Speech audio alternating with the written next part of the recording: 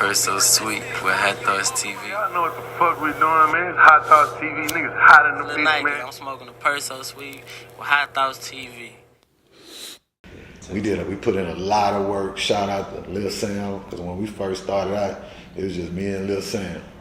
You know what I'm saying? Pretty much that was Wreckshop, you know, and then later the Lars and the Kevin and them came, but now don't get it twisted. Each one of them names I mentioned have been monumental in the success that we had, but at first it was just me and Lil Sam. And then of course on the production side, No D, that's always been my right hand man, and then like Double D, I already knew Double D from Stephen F. Austin and Max, so that was just ironic, you know what I'm saying?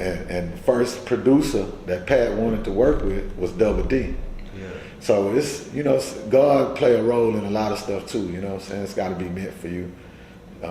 So I just always try to do my part, because I know God, you know, gonna do his part. For sure, for sure. So in the midst of that, was Wreckshop, had that always been the name in the plan, or did you stumble across some other names leading up to that? Nah, I told you my first record label in Atlanta was called Gemini Entertainment. And there's a reason, there's a story, I ain't gonna go into it, as to why I knew the next time I did a company, it was not gonna be no doubt about who company it is. So I wanted my name in the company. Gotcha. You know what I'm saying? So that nobody can make no, because we dealing with a type of business where it's so many different ingredients that come into this, and so many people, and they salute to everybody, you know what I'm saying? I never sit up here and say I built, you know, what I built by myself, because that'd be a complete lie. I appreciate everybody that helped me. But it's also the other side of that is that sometimes each one of them pieces of that component start thinking they the reason too. You know, that's why artists leave labels. That's why managers and artists fall out. That's why, that's why Fat Boys broke up. You know what I'm saying? Everybody think they the main reason, you know what I'm saying? So, and I know that about people. So I just wanted to make sure that whatever, you know, was accomplished through what I birthed and gave and planted those seeds for it, that I could be recognized for it, because that's important. Yeah. So what was that first record that y'all broke and filmed as well? Tops Drop. That's the first time I got a record played on radio, and that's an amazing feeling.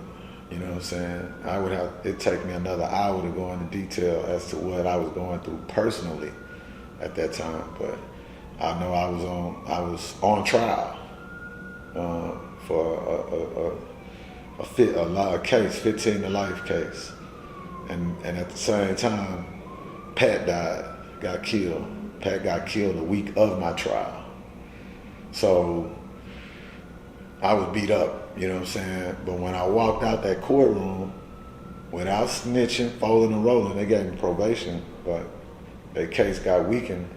And when I walked out that courtroom, most people don't know what it feels like, you know, to walk into a courtroom or walk into any room and not know if you ain't gonna walk out of this nightmare for, you know, some years, 10 or 15, 7. If I get the ag charge, I gotta, you know, it's not.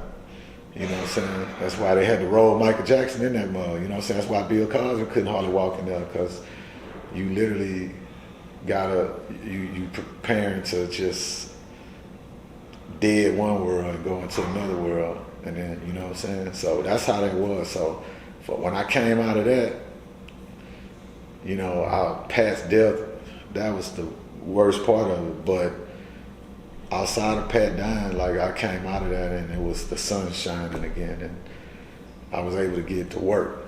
Yeah. You know what I'm saying? And then we got that record playing, and then just, you know, I go through every club. I used to ride through every club out here.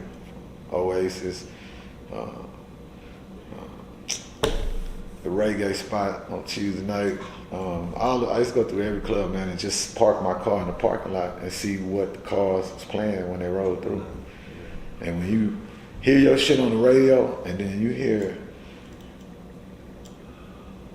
9 out of 10 cars coming through that motherfucker playing the record that you put out. Yeah, that was a very magical moment, man, because that's when we kicked it off.